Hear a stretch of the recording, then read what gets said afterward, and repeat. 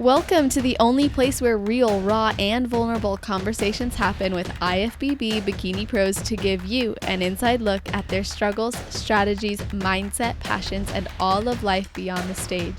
This podcast is made to inspire, motivate, and remind competitors and the average gym goer that even the most extreme lifestyles and elite athletes have their ups and downs. Thank you so much for tuning in today. I'm your host, Celeste Rains-Turk, and now it's time for the Confessions of a Bikini Pro podcast.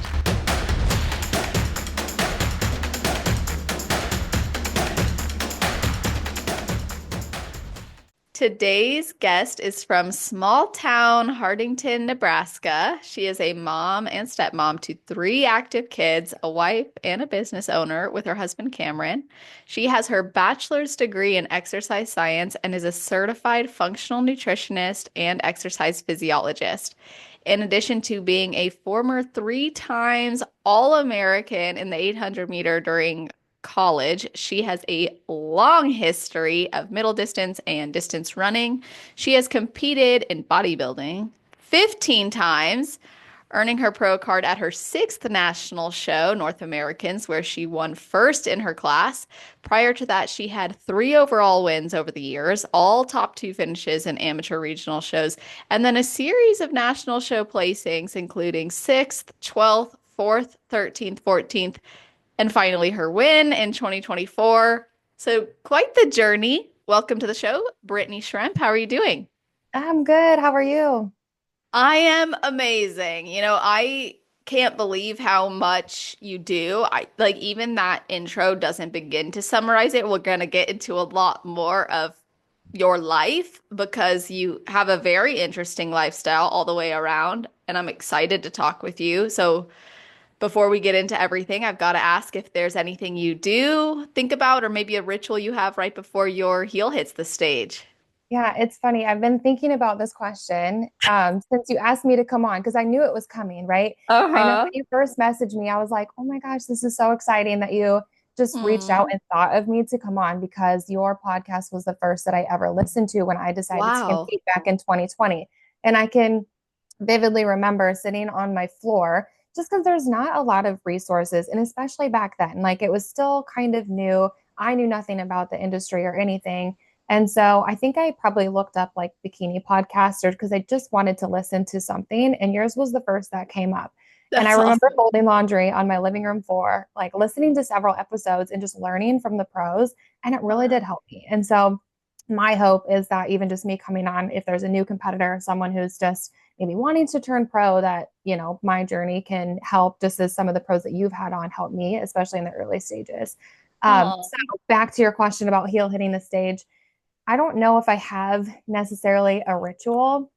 I try because bikini and competing is very much like still very out of my comfort zone. So mm. I like to think of like almost when I'm on stage, it's like my alter ego. Like I still don't really know who she is. But I just am kind of a little bit more of a conservative person by nature. Like that's the aesthetics part of it. Like it's still out of my comfort zone. I'm just kind of not a jock person by nature.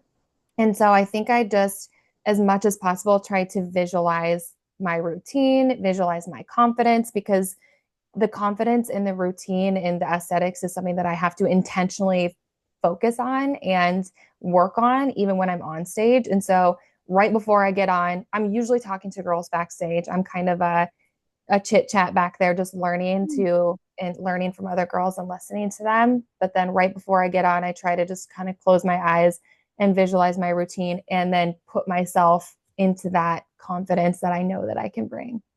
Wow. First of all, thank you for sharing what you did about my podcast. That's awesome. And I know there's people probably listening for the first time and they're like, oh, that could be me one day. And now you're here sharing that. And I think that's really awesome that you can take yourself out of your comfort zone every single time you step on stage.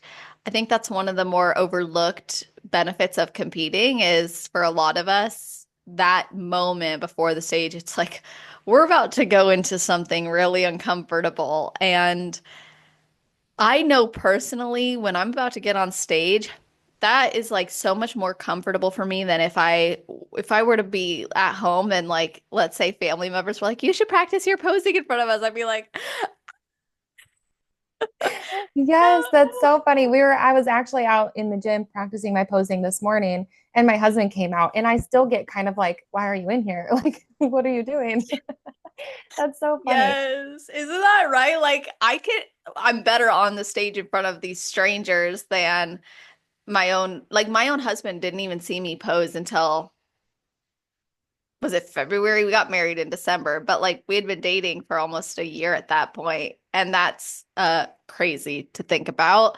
But anyway, let's talk about just yourself and who you are, because something that I really admire about you is how you've taken your lifestyle and it's made such a positive impact on your family and your kids, in addition to, of course, yourself. So, can you talk about how you go about things like mealtime, snacks, activities, the mom stuff? Because a lot of times when moms listen or moms will message me and they're like, can you please talk about how other moms manage this kind of stuff? So, I'd love to hear how you navigate that. Yeah, I'm a big planner. We have to be because we're on the go all of the time. It seems like we don't even know what to do when we're actually still. And just kind of thinking about where we're at right now, we're coming off. My boys wrestle. Actually, all three of our kids wrestle. Even our 6-year-old daughter, she wrestled this year too. So we've got all three kids in wrestling. So pretty much from November till even currently, we have a wrestling tournament this weekend yet. It's every weekend we're gone. We haven't been home now in I think 5 straight weekends, like in Whoa. traveling in hotels. Like we're gone all of the time. And then on top of that, we've got a farm and land. The kids are in school. Like, so we're constantly on the go. So when it comes to how to manage it all, I almost have to put myself in the mindset of I thrive in the chaos, right? Hmm. Like it just forces me to be more planned, prepared.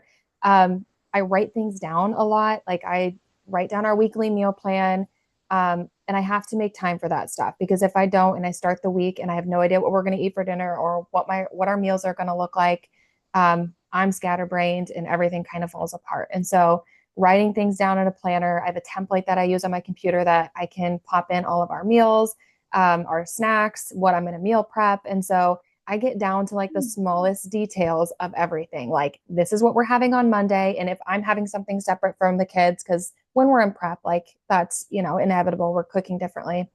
I make theirs and my husband's and mine, and I kind of, just pop everything out. And then snacks are the same. Like I make sure that either meal prepping snacks or have snacks for them to grab and go in the fridge. But what I have found is that by doing the back work of the planning part and the preparation part, is it actually saves me time in the long run versus people I think tend to, well, I don't have time for that. And so they avoid the planning and prepping part and then they stress themselves out all week or they spend a lot of time in the kitchen. Whereas if I spend a couple of hours doing these things on the weekend, or even if it's a Monday, if we're gone all weekend, then during the week, it's just a little bit more seamless for us to kind of have late night wrestling practices, early mornings, weekends where we're gone all weekend long.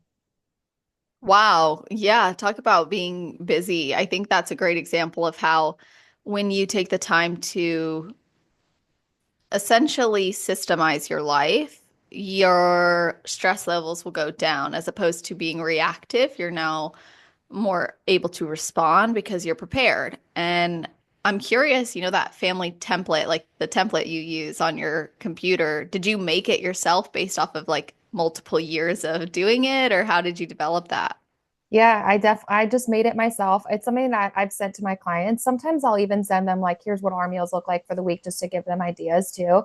But yeah, I built it completely catered to us because what I found is that there wasn't like a good template that could cater to like the kids' meals and sometimes my husband's and also mine, right? So it's like because sometimes they're a little bit different. And so I had to completely cater it to, okay, the kids are this, and this is what they're having. This is what him and I are having. And a lot of the times they look relatively the same. But when they're having like barbecue sauce on top of their food, we're not, right? So the smallest changes, I try to keep it stupid simple. I don't make a ton of crazy recipes. Everything is kind of like when people say meat and potatoes, like we're kind of like, meat and potato and vegetable kind of family, throw in some fruit, like everything is almost sadly simple where people are like, that, they're almost shocked. Like, really? That's what your meals look like for the week? I'm like, yeah, my kids love it too. Well, kids love structure and they need it. And also, I think when you reduce um this high level of emotion around food or around the meals too, and you limit their decision making, they're going to be less fatigued. Like they're going to be glad for that too. And plus, they're basically growing their palates and they're learning how to nourish their bodies for life. So you're Mhm. setting them up for a lot of great success and satisfaction, I think, as a result of this. And do you have any like favorite snacks or meals that you find are staples? Of course, other than, meat, potato, and veg. Yeah, yeah. So are you like specific to me or specific to them? Kids. Yeah. So a couple of their favorite snacks, they like what we call apple donuts. It sounds so simple. And so they're not actually donuts, but just donut slices. And then you can put peanut butter and then they can decorate them themselves. So sometimes I'll put like sometimes sprinkles, chocolate chips, like berries. And so we'll put That's the so peanut butter cute. on top of the apple slices and they can put some of their own favorite toppings on there. Sometimes we do the same thing with rice cakes where they can kind of decorate and make their own rice cakes. They're huge cottage cheese fans. I know that's not for everybody, but rice cakes and cottage cheese, crackers and cottage cheese, like everything with cottage cheese. I love Um, that. and then yogurt, they're big yogurt fans. We do a lot of applesauce. I usually make my own in a big crock pot, and it lasts quite a while with that. What else do they like? Meals.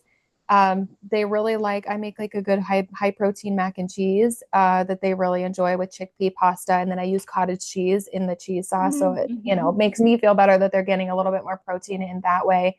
I usually do a big batch of energy balls. I don't typically put protein in theirs, but just, the staple peanut butter, chocolate chips, honey, and oats. And so things like that. Like I said, it's so basic, simple. We eat a lot of fruit, carrot sticks. They're iffy on vegetables. So it's like if I Yeah. can get them to eat carrot sticks for a snack, it's a big win.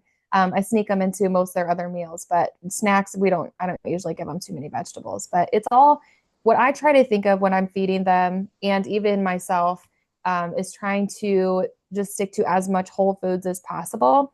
Even with, I try to give them things that have like a couple ingredients, right? If the things on the ingredient list has 1 to 5, then we're sitting into a good spot. I'm not saying that they don't have the occasional Oreo cookie or they love chicken and biscuit crackers. Do you remember those? Mhm. Have you ever had those? They love those. And so if they're eating that with a little bit of cottage cheese, well, I'll call it a win, right? Because they're not eating a ton of processed food. Yeah, that's awesome. It sounds like you take the approach of like flexibility, freedom, like you're not totally restricting all foods or any foods. You're just saying this is what we prioritize. Yeah, and I do my best to try to teach them the why behind it too. So it's not like I don't want them growing up to think, well, my mom restricted me of all this food and she just told me that's bad for me. Right? I Right. really try to like get them out of that mindset of what is good and what is bad, but what is going to nourish me. And because we're so active and busy, and because they are in sports, we try to push them, okay, what is going to fuel your performance when you're on the mat or when you're on the football field? And try to shift their perspective of this is what's going to serve me, give me energy, make me feel good, make me perform better, versus something that I might not, but I can still have just in lesser amounts. Love that. I think that's so important. From a mental health perspective, I think that's really key. How you approach the way you explain these things, it matters. Now, how do you explain competing to them? Like when you're in prep mode and when you're posing and when you're on stage, like how do you explain bikini competitions? Yeah. So, I don't know if we've ever explained to them. It just kind of, it almost seems like it kind of fell into place. When I first started to compete, they were so young. I think my daughter, let's see, it was 5 years ago. So, I mean, she had to have been only 2. And they went to my first show. They went to my first competition, which was Oh. exciting for all of us. Um, but now they just kind of see it as something that I do. Like it's very much part of my norm. Posing is part of my norm. My daughter loves to watch me pose. She loves to wear my shoes. I have shoes that don't fit me, so she'll come out there. She'll put them on. Oh. Um, so I don't know. They were like my biggest cheerleaders, even turning pro. They knew what my goal was. They knew what I was doing. we like to use me a lot of the times as an example too, especially to the older two boys of, okay, when you're trying to reach a goal, you see what mom's doing, right? You see how much time she's putting into this. And so if you say you want to win a state championship, or you say you want to qualify for state, you say you want to go to a national, and you say you want to place well, this is what it's going to take. And so I think we've really been able to turn it into something that is proving them that when you put in the work, that when you put in the time, it's going to pay off. You're probably going to lose a lot in the doing. You might feel defeated a lot of the times. There's going to be days where you want to and you don't want to. So I think, I don't know if we necessarily explain to them as much about the sport. We just kind of use my path and my actions to teach them, to apply that into their own lives, into their own sports too. I think that's so amazing, especially since they are athletes and they probably face their own mental blocks or struggles. I mean, you had even shared a story about how your daughter went from not wanting to wrestle to then placing at tournaments, which is so awesome. And I think is a testament to the resilience and the determination you've showcased. And sometimes you don't want to do things, but you keep going and it pays off. Now, you've also shared that everything you do is for them, but sometimes you experience mom guilt. So, what does mom guilt feel like, and how do you actually work through it in the moment it comes up? Yeah. I my husband's a big outlet for that. He can sometimes kind of reel me back in of like, you know, it just takes a lot of time away from your kids, whether you're in an off season or not. Like bodybuilding just takes time. And, bodybuilding aside, so does my job, so does my clients. And, I really get, coaching all these people, and we have coaches that work for us too. And so, I can very much get drowned into all of it between competing, and then I expedite for the Midwest NPC. So traveling to those shows, like it just gets to be a lot. And I find that when I feel the most overwhelmed with it all, and I feel like, I tend to be a little bit more telling them no, like just like I don't have time for that today, or I'm busy doing this, I have a client call, is when I start to feel the most guilty. And so what I have found, using my husband as an outlet and him kind of reminding me like, hey, your purpose is also like, look what you're doing for our family, look what you're doing for our kids, look what you're teaching us, look what you're teaching them. And then, just making sure that, I still have my goals and intentions in my mind too, right? What I am working towards. And then just, kind of realizing that it is for a good cause, that I have to remind myself that it's not selfish. Because I think mom guilt is a very real thing, and we can easily convince ourselves not to do things because it feels selfish in the moment. But as long as your intentions are in the right place, you're still going to be headed in the right direction. And I do have to remind myself that they are watching. And so I feel like now we're able to start to see some of those fall into place as they are doing well in athletics, that they are asking questions about nutrition, and they're, kind of mimicking some of those habits that I have, whether I realized it back then or not. When I fought through some of that mom guilt, we're seeing it pay off now. I think that's so amazing. Like, I really admire women who can do that and show their kids that. And I think it's a powerful thing. And it shows them also like women, moms have identities outside of being a mom, Yep. which is so important because you're not just their mom, you're also Brittany.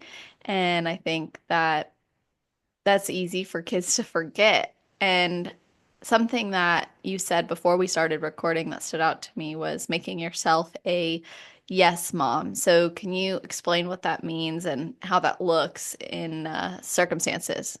Yeah. Especially in an off season, or in a prep, specifically in a prep, I, when we were talking about how you get really low energy towards the end of a prep, like you don't want to do anything. I mean, it takes everything that you have just to do your cardio. It takes everything that you have just to do your workouts. Like you just want to lay on the couch. And so I have to intentionally tell myself to be a yes mom. So when my kids ask me, hey, mom, can we go outside and play? Hey, mom, can we go to the park? I say yes, because for one, it's going to be better for my prep, right? You're getting outside, you're moving your body. I'm going to feel a little bit better. And I don't want them to ever view my prep or just bodybuilding in general as something that's taken away from them. I want it to be just something that mom does. Like I just said, like competing is just something that mom does, but I don't want them to ever look back and be like, well, it took a lot of her time. It Mm. took a lot of her time away from us. And so, as much as possible, I try to involve them in even going outside and getting my walks in. It's one of my favorite things to do when I'm in prep in the summertime and spring. Sometimes I will take my daughter and pull her in her wagon, or we'll go on a family walk. Like we use our cardio to do something that we all can do together. And I'm getting my steps in, I'm getting the sun. It doesn't feel like a chore or a job at that point either. I like to involve them in my meal prep, in the cooking part. Like, again, they just know that it's something that mom does, but it's something that we can all do together too. I almost want to cry because like this is so wonderful. I feel like I want to be that. You know what I mean? I Yeah. think that's so incredible. I admire you so much and hearing you talk about it gets me really excited. I mean, I actually don't plan to compete probably for the foreseeable future, but maybe, when once I have kids are older, I would, but I became a stepmom this year and Yay. yeah, it's so Awesome. It's like awesome. the bonus mom. That's what I call it. I'm a bonus mom. Bonus, exactly. Yeah. I mean, he's such a amazing kid and it's awesome. Like we have such a great relationship and I like I'm excited to spend more time with him and doing more spontaneous things and everything, but I also like that I've been able to show that I can be present, but I'm still accomplishing all these goals in prep. And something you just said, like, really resonated with me. I mean, I have never been happier in a prep before this. And I genuinely believe it's because I've prioritized other things and m more blessings came into my life. And as I was saying to you before we recorded, like having a dog now has made like my energy's been good this entire prep anyways, but like now I have more to focus on, so I'm not falling into those lulls or those fixations on hunger or the I'm not going to go outside even though it's a beautiful day, I'll just work. It's like it's made me also slow down in so many ways and like get outside is the best part of it, especially like you said in the spring and it's spring now and I'm like, oh my God, I feel so much more connected to God because I'm just like, this is amazing. I'm out in nature, but I also am accomplishing these goals. Yeah. And I can specifically remember one prep where I don't feel like I wasn't enjoying it. Like there's just sometimes, and I know some people have these experiences, some people just can be like prep robots and love it all the time. But one specific prep, I think it was the first year that so it was 2022. And I remember I dreading it, dreading doing my cardio and dreading it just felt like a lot of work. And so I remember my husband texted me and he was like, it doesn't seem like you're actually enjoying this like you have in previous years. And it made me think like, I'm not, why am I like kind of figuring out like, why am I not enjoying it? And I think it was because I was putting that pressure on myself and, the burden of it's taking too much time away from everybody else. So I kind of stepped back in that moment and was like, okay, well, what can I do to help the balance and maybe help a little bit of the mom guilt, right? I think it was probably coming from a place of guilt and not being able to balance it all to where I was like, all right, what can I do? Well, first thing, we can go on a family walk instead of me doing my cardio tonight. And I think in our minds, we think, well, I'm not going to be burning as many calories. Well, we'll go on an hour and a half walk. And instead of, what my hour of cardio would be, or I'll try to get more steps in. Like you can make it work. And I think sometimes focusing on the perfection was almost hurting me, like everything down to the T. I had to burn this many calories. Whereas as soon as I let a little bit of that go and just let myself enjoy it, it made me feel 10 times better. Whereas every prep since then, I feel like a weight has been lifted off my shoulders and I can balance a little bit more, knowing that it doesn't have to be perfect and it's not a make or break if your cardio is 10 minutes short one day, right?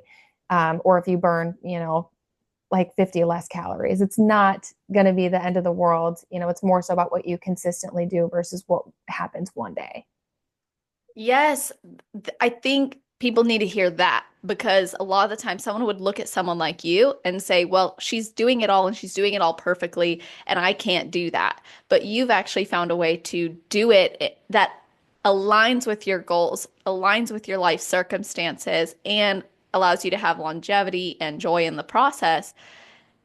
And I think when we release a lot of that pressure on ourselves, as well as pressure to get to the outcome, we end up creating a process that feels so much better for us. And I remember in previous preps, I'd be like, I have to do the elliptical or I have to do cardio on the treadmill. And then my coach one time, I saw him reposting people doing their cardio outside, and I was like, wait, I can go on walks and hikes. And he's like, yeah, you could even go roller skating. And I was like, what? I didn't know prep could be done like outside of the gym. And it was like a mind-blowing change. Like this entire prep, I mean, I'm doing a lot of cardio inside now because I go so early to get it done for everything else, as you probably know. Mhm. But anyway, to be able to go on a walk in the middle of the day instead of go back to the gym for more cardio is it's almost life-changing. And I love how you said okay, yeah, so we go on a family walk for an hour and a half. Not only does that allow you to still accomplish your goals, but then you're spending so much quality time with your family, which sounds like it's been, it's helped with you finding that balance. But then you still have the farm, raising dogs. Don't you raise Black Angus beef? Mhm. And your training business. Yep. How does a day in the life look from farm to competing to kids to beef to all of to the puppies? Yeah. So thankfully, like with the puppies, we only have right now, we've in previous years had 2 litters per year. Right now, we're only have one per year. So Okay. that is really nice. It's, it is a lot during those 8 weeks. But I love to use, anything with the animals is a lot of, for one, my husband with the beef, that's kind of his thing, right? Like that's what he grew up doing. His family does it. They raise incredible beef. And so that's very much like his thing. Like that's, Have you I eaten don't need it? to, absolutely all I the was gonna time. say, do y'all eat your own supply? Absolutely. Yes, we do. I will say the beef is the best quality beef. I've even gotten beef from the grocery store that's like, and sometimes I'll get like the 80/20 or the even like the 94/6, and our beef cooks significantly better with less grease than that. And so, yeah, I Wow. eat our beef all through prep. Like we a lot of meat. So yes, we're Love that. the best burger, the best roast steaks are incredible. They're like an inch thick. I mean, yeah. Where do You've you never sell them? Like, do you go take them to farmers markets or do you ship? How do you guys do that? So we can only sell them because of where they're raised. You can only, and because of the state, we can only sell them direct to consumer in South Dakota. So because that's where they're raised at is on land in Oh. South Dakota. So, but after that, we can't. So, like, if someone wanted to buy them and then individually sell them, you can. But yeah, so a lot of what we do is just sell like a quarter, half, or a full of the cow, and then his family owns a butcher shop too. So they will take the cattle to the butcher shop and then sell. So they don't do like individual packing, but people buy quarters, halves, or fulls of the beef. And so like we will do a quarter of a beef every 6 months or so, and that's how much we go through. And then we don't have pigs, but one of our clients does have pigs that's close by, and so our freezer is stocked full of both pork and beef. That's perfect too. Like, talk about bodybuilder setup. I I know. Pork is underrated. It is so great for protein. I think is very underrated and as well Yes. as beef, but that's awesome. Yeah. And then is like the farm chores, the kids kind of get up every morning and do those. We've got chickens Wow. and goats. And so just 2 goats. They're kind of like more pets than they are, anything else. I heard that goats get really cuddly, like they attach to you. Yeah. So one of ours is a little bit more skittish. His name is Burrito. And then Taco is our other goat. And Oh, yes, he is very cuddly. Like is, oh. I think he thinks he's a dog. I mean, he's just almost got that personality where he'll chase out, like he'll run after the car when you pull up. Like, I don't know. He's just, Oh, that's yeah. awesome. So they're awesome. And then we've got chickens. And so the kids will go out and do the littler foot chores every day.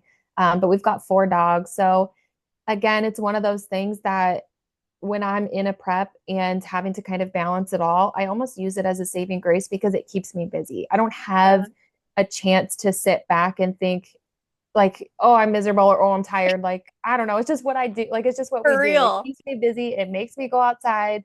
It's great for our kids to learn, just the structure of, chores and having responsibilities. So, that balancing it all, it seems pretty seamless because it's just what we do. Like, we just get up in the morning, we do our farm chores, the kids go to school. In the summertime, that's what they do first thing in the morning. So yeah. I could not miss the opportunity to invite listeners to something really, really incredible that I'll be doing, and I am so excited about it. I am hosting an intimate all-female retreat in Greenville, South Carolina from August 1st to the 4th, and there are only 3 spots left by the time you hear this. There may be less. So act on this now if you're looking for a chance to connect, grow, and recharge with like-minded women who share your love for bodybuilding and fitness, which is exactly why I am coming to you on this podcast to announce it and let you know that there are some spots open still. And if you want to spend a weekend with an incredible group of women, all about community, mindset, and movement, we're going to be diving into mental health in a way that applies directly to your fitness journey, enjoying the gym and coffee dates with women who really get you, and experience a private chef prepared meal that's going to satisfy what you need for your current nutrition goals and explore the beauty of nature with hikes and a downtown picnic and just enjoying the incredible scenery of where I live. It is beautiful here and I want to have you guys. Plus, I've got some surprises up my sleeve that you won't want to miss. If you come, you will also have access to a pool, pickleball courts, bocce ball, everything you need for a seamless stay because you'll be at my house and you'll have access to everything you need, like a fridge and microwave and stove. When we had some meetups last year, it was awesome, like so fun, which is why I decided to do another one this year, this August, and provide it in such a way where you have all your needs met so you can just focus on showing up for yourself inside and out and making the absolute most of your time there without it feeling like you're going to have to sacrifice any of your goals. Instead, we're going to be capitalizing on our time to get you even closer to the achievement of those goals. So if this sounds like exactly what you need, connecting with other like-minded women, forming lasting friendships, and of course, spending some much needed time on your mental health, as well as still getting in everything you need for your goals, message me for details at celeste@celestial.fit or celestial_fit on Instagram. So again, that's an email, celeste@celestial.fit, or you can DM me on Instagram at celestial_fit. Before the last spots fill up, I recommend messaging me ASAP because I cannot wait to see you there and have you. It will be incredible. If you have any questions at all, of course, feel free to reach out when you inquire. Is this the life you always envisioned for yourself, or did it kind of just come at you? Yeah. Living on a farm, probably not. I grew up Interesting. in the city. I am from the Midwest. I'm from Wyoming, actually. But I didn't grow up on a farm. I know people think like, oh, Wyoming, you probably grew up on a ranch. Nope, I did not. My dad's an attorney and my mom is a broker's assistant. And so we grew up in town. Like, it was never the most like physical labor chore that I would do was like staining the fence in the summertime, right? Like it wasn't ever anything like what Yeah. we do now. Um, but coaching and in the fitness industry, yes, I kind of took to that at a very young and early age. My dad was an Ironman triathlete. I don't know if you know what those are, but swim, bike, run, and it's a 142-mile race. And so I grew up around that. I ran my first triathlon when I was 11, and I swore I would never do another one again. And I still to this day have not because I did not like the swimming or the biking. But that's how I got into running. And so, and just Um, into fitness in general, like it just stuck with me, like caring for my body, caring for my health, wanting to know how to run faster, fuel my performance, like it just kind of stuck with me. So that's where I went in and studied exercise science in college. And then when I met my husband, we had very similar goals of if we wanted to run, we both actually wanted to be gym owners. And so we kind of, hit target with that where our goals were kind of the same of, wanting to be in the fitness space. And then here we are. So the fitness side, yes. Farm side, no. Wow. So that was because you met your husband who, yes, your values align from a fitness perspective, but he already had his family running a ranch and doing the farm life. Okay. Hmm. Wow. That is amazing. So, and obviously you guys have been successful too in launching a fitness coaching business. And I've seen so many of your posts. Like obviously I stalked you, especially before this interview. And I really like the nutritional posts that you share. I think that sometimes when I talk to someone who's so well versed in nutrition or functional health, to them, it's speaking a first language, but to the listener, it's a second language. So if you could share something that someone could start today to improve their fitness and health for longevity, maybe something that's overlooked for functional health. What would that thing be? And maybe it's something you do consistently that you don't even think about anymore. Yeah. One of my favorite things to do when I'm starting off a client is literally focus at one thing at a time. Because I think people get so overwhelmed, and you probably see this all the time too, where people are like, well, I didn't do it because it wasn't sustainable. And it's because they literally started, they went 0 to 100, right? They Yes. went zero to keto, and now they're having to follow this like crazy diet with all these protocols. And for someone who is brand new into health in general, like that's really overwhelming. And so, when I usually start working with a client, whether it's functional health or whether it's, even just someone who's wanting to compete, a lot of the times we start with, you said one thing, but just three Yeah, simple things give that they us can do. three. Just three things. And I mean, it's nothing absolutely crazy. It's adding more protein. I ask that they at least get 3 to 4 servings of protein per day. It's obviously going to depend on how much, and how big the person is. That's why some people can get away with three if you're working with someone who's in their 70s, right? Like they don't need to have 150 grams of protein a day. And then trying to force them to eat 3 servings of vegetables and 3 servings of fruit. And so I'm like, protein, fruit, vegetables. They usually start tracking their food. Sometimes they'll just take like meal pictures for me if tracking feels overwhelming, just so I can physically see what they're eating. And then we just build from there. And a lot of the times, by focusing on just adding simple things into their diet, it just shifts their mindset of feeling capable instead of defeated at the end of the week when they're like, oh, well, I still eat brownies every day. And she told me I couldn't eat sugar. Like, then they feel really defeated and it's not realistic. I'm like, okay, well, you eat brownies every day, eat your one brownie, but let's really make sure we're adding in some of the good stuff first. And with that, it just kind of again shifts their mindset that they feel capable, and they just start to feel better because they're giving themselves some more vitamins, some more minerals. They feel more full and satiated because they're eating more protein. So yes, it's super simple, but it forces them to look at things a little bit different and start to look at food labels. And usually the rest of the weeks kind of fall into place because they feel so much better. And then, the mindset of them feeling capable is there. That is so good. And I wish more fitness coaches did that. I wish more coaches would say add instead of take away. I think the reason that's so valuable is it will naturally lead to better choices, if you want to say better choices, because they are, like you said, more satiated, more well nourished. So you're less likely to reach for a third brownie when you've now had your protein, your vegetable, and a fruit. You're going to be like, I'm satisfied. I'm Yep. good.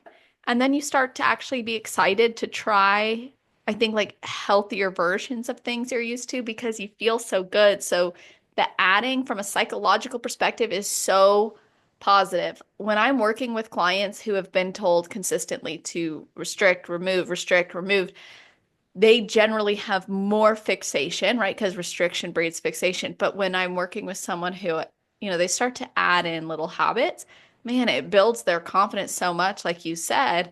Now, you've also battled or you manage an autoimmune disorder, right? Yep, I do. So tell us about that.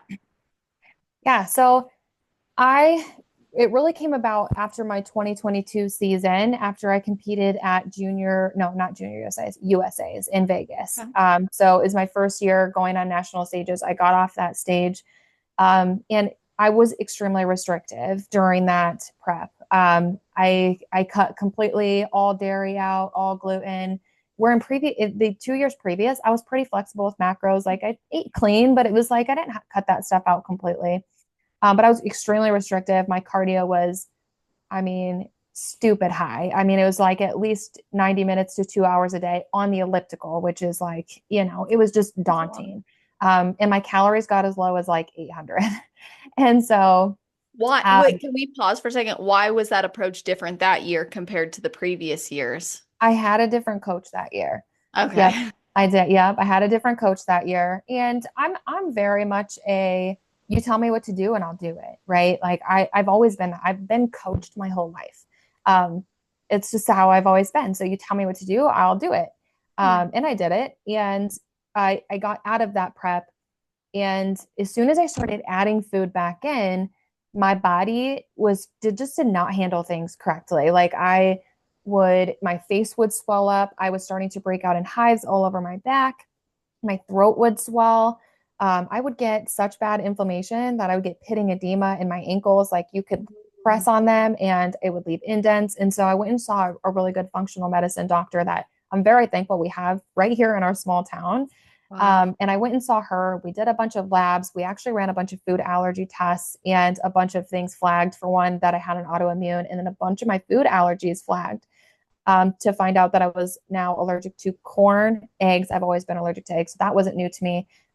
Gluten and dairy. So corn, eggs, gluten, and dairy, which is literally in everything. And so I had to cut all of those things out. And now managing my autoimmune, I have to be very careful about the food that I put into my body and the food that I eat.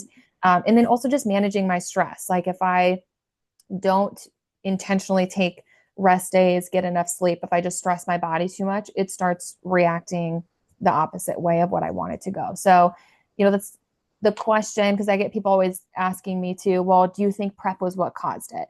Um, what we know about autoimmune is that it can be caused by anything. What my doctor had even said is that you could have gotten bit by a mosquito bite, or could have gotten bit by a mosquito, and because your body was under a lot of stress, this is what happened. So a combination of all of those. The more that I've analyzed it, what I've my husband and I talk about all the time, that I think I've had it for a long time, but that just kind of exacerbated it. All of my life, like I said, I've had a really bad egg allergy, so that wasn't new. But looking back to when I was running in college, I remember running with some of my teammates and asking them, gosh, do you guys ever just like in the middle of a run feel like you could fall asleep on the pavement, like right here? And they were like, no. It's like weird because I do. And so just these little things have come up of like, well, I was really tired all the time. And I would break out in like really bad acne on my shoulders and back. And as soon as I cut gluten completely out, all of that went away. So I do think that I've had it for a long time, but putting my body under that level of stress, I think just kind of exacerbated it. So you could think of it as, well, it ruined things, but I think of it as almost a saving grace because I had been living like that for the majority of my life, where now I know how to feel my body. I know what to avoid. I know to listen to my body and to rest when it needs to, so then I can actually feel good and, make progress too. Yeah, that's a great point.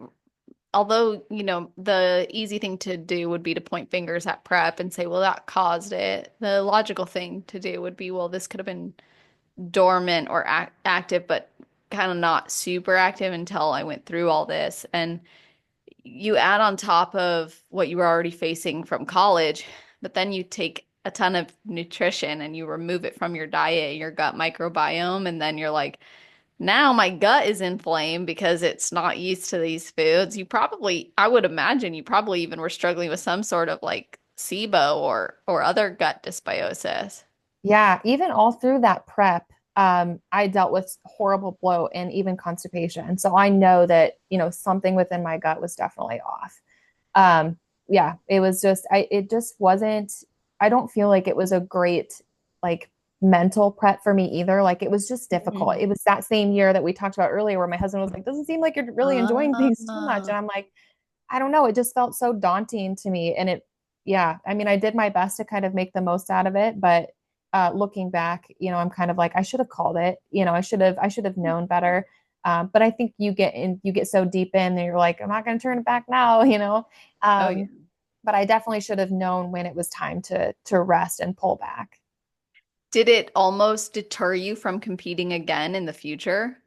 Yep, absolutely it did. I told after all of that, it took me, I told people that I wasn't going to compete. I mean, if ever. I had a new coach at that time and I told her like, I don't know, like I'll do this. And I went into a really good off season, learned about my body, learned what foods were going to work for me. And it just took a lot of trial and error. And after that, I was like, after a solid like 8 months, I think I took off. Then I was kind of ready to get back into it. But for a solid like 3, 4 months, I still did everything, correctly because that's just kind of who I am. But I didn't know if I was going to compete again.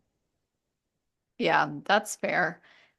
It's a lifestyle for you, so you would have continued the habits, but whether or not you'd push yourself to competition demands was Mm-hmm. questionable. And let's be honest, the competition world, especially as it stands now, is very competitive, very demanding. Like our physiques are being taken to extreme limits, more extreme than probably ever before as far as the bikini division goes.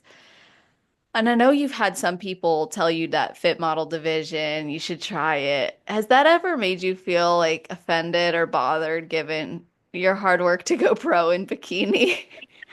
A little bit, yeah. Yeah. Especially, I feel like now that I'm a pro, I'm kind of starting over again. Like I don't know what I'm going to look like standing on stage against other pros.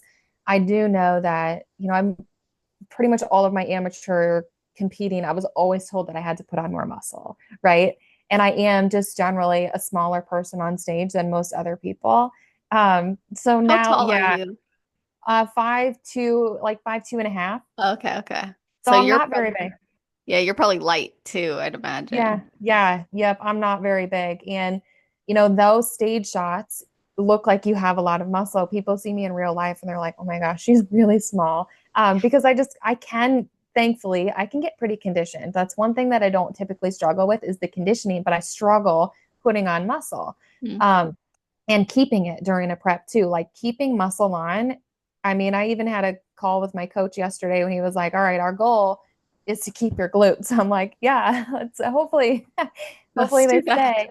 But yeah, the fit model division for one, I love that it's here, and I love that that people have that new option just because the bikini division has evolved so much.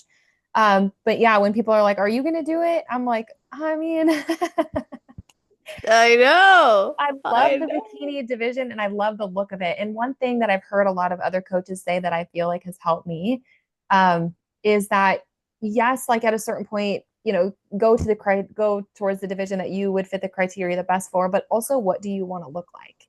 You know, Exactly. do you feel have you been asked a lot if you're going to do it or no? Yeah, and I'm like, yo, just support me going pro in bikini, please. That's what I'm focused on for the last 10 years. And I'm not too proud to say that if a judge told me, go do fit model, it's better for you, like that, I wouldn't consider it. But because I've had multiple judges see me in person as well as online and say, you have a really good shot in bikini, especially as a natural bikini athlete doing all natural shows this year. I'm like, yeah, I'm gonna do bikini. And then my posing coach, she's so great. She's like, I think you do really well in fit model. She's like, but you also should do what makes you happy. She's like, I get messages to me saying that Celeste should do fit model, and I tell them, well, I think she'd do well, but she's also passionate about bikini. And the thing is, like, I'll be honest, and I haven't talked about this on the podcast yet with someone, so I was like really excited when I saw your post because I've talked to a lot of bikini competitors who feel like finally there's a fit model division. I'm going to do that instead. But then there's a lot more competitors who are like, I've been working so hard to grow into bikini. And now it feels like bikini's just another step up. But fit model's going to require me to go to a place I didn't necessarily want to be either. So some people are feeling like lost. And I've personally, like, I don't take offense to it in the sense of like, can't believe they'd say that. Because in my improvement season, people are like, "Oh, you should do wellness." I'm like, "This is fat on my legs." Like, trust Yep. me, these are not wellness legs. So I'm like, I just try to see it as well. They think that I have good shape, but at the same time, like, yeah, when you work so hard and you went. years working for your pro card. You did so many shows. You are a professional bikini athlete. You know? That's how I Yeah. see it. That's it. Yeah, and I love the muscle building part. I really do. Like, though I do build pretty slow, I love that part. That's one of my favorite parts. And so I don't know if I'd be willing because my mind went there. I even told my husband, I said, Yeah. maybe when there's pro and they have fit model pros, maybe I'll, lose a bit of muscle and go there. And I'm like, I don't know. I love lifting heavy. I thrive in the gym.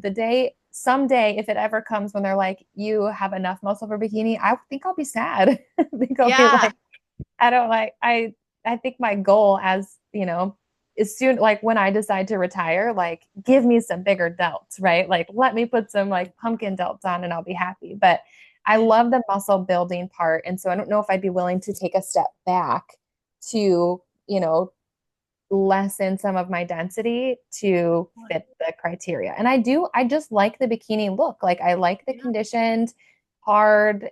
I like the bikini, the glam of it. Like I don't know. Yeah, I feel like the people who I'm glad there's a fit model division. I have two girls coming up that are going to be stepping on stage as fit models, and so I'm excited for that.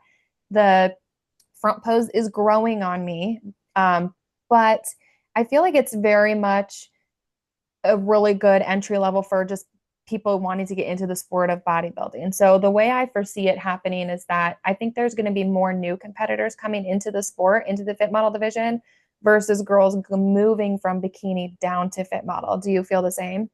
I do feel the same way, although I think that a lot of competitors, the bikini competitors who have had many runs at going pro and haven't are like, okay, well, let me see how I can do in the fit model division, or people who stepped away from competing Mm-hmm. because bikini's demands were getting very high in their minds. We're like, oh, I already look like fit model. I can do this. Like a lot of my friends have done that, and I think that's awesome. Like Yeah. they're like, this is where I belong because I don't have to do the more extreme builds, which they didn't like as much. They like that they can stay relatively small or lean without it requiring big fluctuations. Yeah, absolutely. So you have shared that you get some pushback for being a competitor in your small town. Mm-hmm. So how has that affected you? And has there been a time where maybe someone judged you at first, but then you spoke with them and they started to understand and really support you? Yeah, so that's a good question. So we live in a very conservative small town. We only live, I mean, it's, I think 1,600 people is all. Um, and very religious town. My kids go to a private Catholic school. So members of the Catholic Church, my kids go to the private Catholic school. So when I first started to compete, really after that first season, it was actually brought to our attention. It was after my season was already complete.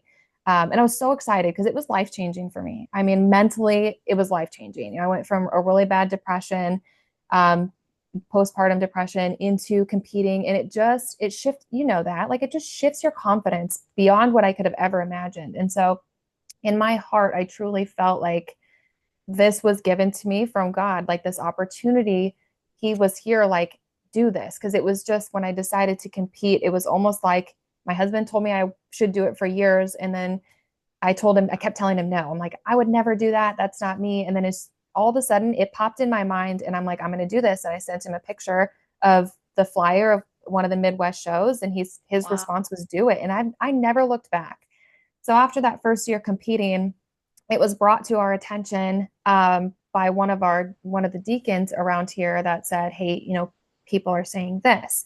And then I had a couple of friends who were, the talk around town was, that it's inappropriate, and um, you know, my mind immediately went to, "Oh my gosh, have I got this all wrong?" I was in this, it took me about 2 weeks and I was just sick to my stomach about it. Like, am I doing something that's wrong? Is it wrong in God's mind? Like, what?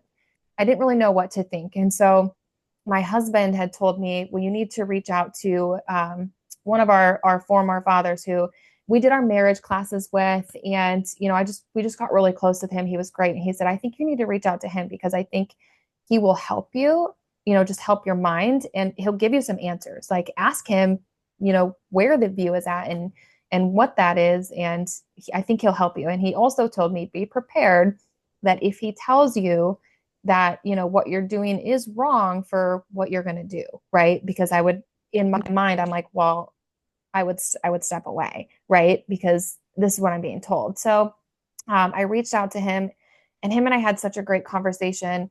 And in that conversation, he had basically said, it's not about the sport. He compared the sport really to any sport. It's just like football. It's like volleyball. It is, it's a appreciation and a show of the human body and testing its limits and the capabilities and the discipline that you've gained and the confidence that you have.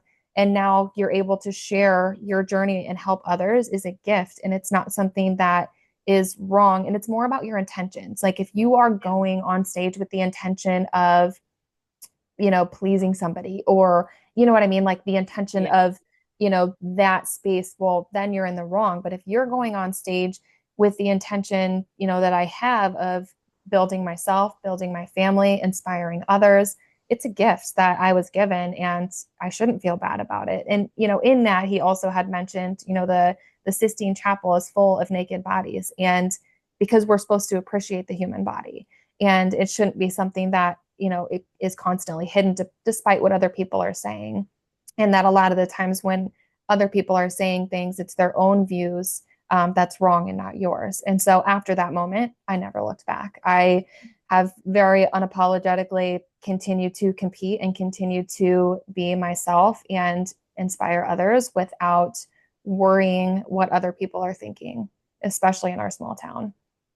That's really amazing. And I think what you said about intention is really the key there because there are aspects to this industry, unfortunately, that are really hypersexualized and dark and not, I don't think, not glorifying of God's purpose for us. But I Mm-hmm. think the majority of it can be incredibly amazing. And I think about how, like, in the very beginning, Adam and Eve, they were naked and Mm-hmm. then they experienced shame, and that's when they covered up. So we weren't meant to experience shame or hypersexualization on these things. But in every area of life, whether that's football, volleyball, or every sport, football, volleyball, wrestling, bodybuilding, people can take it to that because we live Yeah. in this world. So to be able to go in with the intention of changing how people view that and making it about the art and the incredible internal growth that comes from that that then allows you to serve in your purpose more. I think that's really pivotal. Yeah. And it's wonderful that you've been able to do that. And I know I've asked you a lot of different questions, but is there anything I didn't ask you that you wish I would have? Well, gosh, I don't know. I feel like you covered a lot of things. Okay, good. As long as you feel satisfied, I'm Yeah. satisfied too. That's awesome. So, what would be your best advice? Your best advice for somebody who has never competed before but wants to, and then your best advice for somebody who's on their road to pro. Yeah. My best advice for someone wanting to compete and is unsure is just to start one day, one step at a time, or even just to go to a local show. I think people, I went on stage for the first time ever without ever going to a show. And now that I am around so many shows, both competing and then also working with the Midwest NPC, the environment is incredible. And you know that too. Like you go to a show and it's so highly motivating. So go to a show, talk to people, talk to the vendors, listen to what they have to say, and you're going to want to compete. It's going to want to put you into those shoes. And I think a lot of people avoid competing too because they're like, well, I'm never going to look like that. And what they're doing wrong is that they're looking at like the pros on stage, right? No one typically is sharing like their very first posing routine on stage, right? Like you don't see that happen very often. And so, going to a show, I think it will help you realize that you are capable of doing it instead of feeling scared and shied away from doing it. Because, especially those true novice divisions, they all kind of stumble on stage. They all still, have a little bit more body fat. Like there's girls and competitors of all shapes and all sizes that are stepping on that stage. So, just because you're not going to look like XYZ pro doesn't mean that you cannot go through the journey and step on stage too. I love that so much. And so, for those on their road to pro, you would tell them not to compare, basically. Yeah, absolutely. Because I've been stuck in that game so many times. And I felt like as soon as I was able to let the comparison game go of what some of those pros were looking like, and what other girls who are going to the same show, or, it can very much be a time suck and it takes away your confidence completely. The one thing that I felt really helped me like kind of break out of, a little bit of that mindset this last year when I was able to turn pro was that you have to show up how you want to look. Yes, there's a criteria, but at the same time, like show up as what you want bikini to look like. Some of the best advice that I ever got, it was my posing coach at the time, Lana Dunbar, who's abs. I admire her so much, and she told me specifically, like, you need to show up how you want bikini to look, and you need to realize that when you step on that stage, you are representing bikini, and you need to act like it. So it just kind of helps you bring that extra confidence to stage. And then in my prep, it just helped me mentally think like, okay, I am bringing my best to stage, and I was able to disconnect from what other people were looking like and who I was going to step on stage with. Wow. Yeah, I really love that too, because then when you see other women there, it's not from a competitive standpoint or, oh, they look like this and I look, it's more so just like, wow, we're all here to compete in bikini. We all get to represent this class. Like, let's see how we all feel at the end of this and know that we gave our best to that process. And you're right, like social media can be a suck of confidence and time, especially if you find yourself comparing to other people doing the same show as you, whether you follow the promoter and they repost it or you look up the hashtags or whatever. Mm-hmm. It's so much better to just be if you do see someone competing in the same show, be supportive. That's how I look at it. Like just be supportive, but don't let it be like a, well, they already look better than me, so I should just not even go. Mm-hmm. Yeah, and you have to remember too, people are always sharing their highlight reel. They're going to show you when they're posting what they look like in their check-in pictures. There's the best lighting. They have their ring light, Yes. they've got the best camera. And so, yeah, being able to disconnect from what other people are looking like, I feel like it just brought a whole new level of less anxiousness to the stage of like pretty much both my shows of last year versus previous years. I'm a big believer in at least comparing yourself to what the criteria is, right? So I like to look at, who's being awarded. So I know, okay, well, does she have too much muscle? Does she have too much conditioning? So really just using it as education instead of comparison is important. Love that. So, how can people follow your journey, connect with you, and even inquire about working with you? Yeah, so my Instagram handle is B Schrempp underscore IFBB Pro. And then our website is toughtraining.com. So on our website, you can link up to, we have a slew of coaches. There's 8 of us coaches that work for Tough. We have any ranges. We have 3 coaches that specialize in athletic performance for youth and elite athletes. And Wow. then we have obviously competition coaches. There's 4 of us competition coaches, and then functional nutrition. And then all of us can do lifestyle too. So kind of a wide range. But yeah, that's kind of when we built Tough. That was our goal, is being able to help as many people as possible and kind of hire coaches with different niches and be able to provide services for everybody. That's so awesome. I think that's wonderful. And we'll put that in the show notes page. You guys, that's always on celestial.fit/podcast. If you're listening right away, it'll be at the top of the page. If you're listening in the future, you can scroll down to the category section, which is alphabetized. Not only will you find how to connect with us, but you're also going to see a full summary of this episode, timestamps so you can go back and listen to your favorite parts, as well as a bulleted list of the topics we covered so you can share with your friends, your family, your teammates, let them know what resonated with you. And of course, tag us after you listen. Let us know what your takeaways were. It means a lot to the athletes and to me when you share. So please do so, or at least reach out to Brittany, let her know what you thought. It was a pleasure speaking with you today. Thank you for coming on. Yes, thank you for having me on. This was exciting. You're so welcome. And to everybody listening, I hope you all have an amazing rest of your day, night, or morning, wherever you are in the world while you're listening to this episode. Just make it awesome.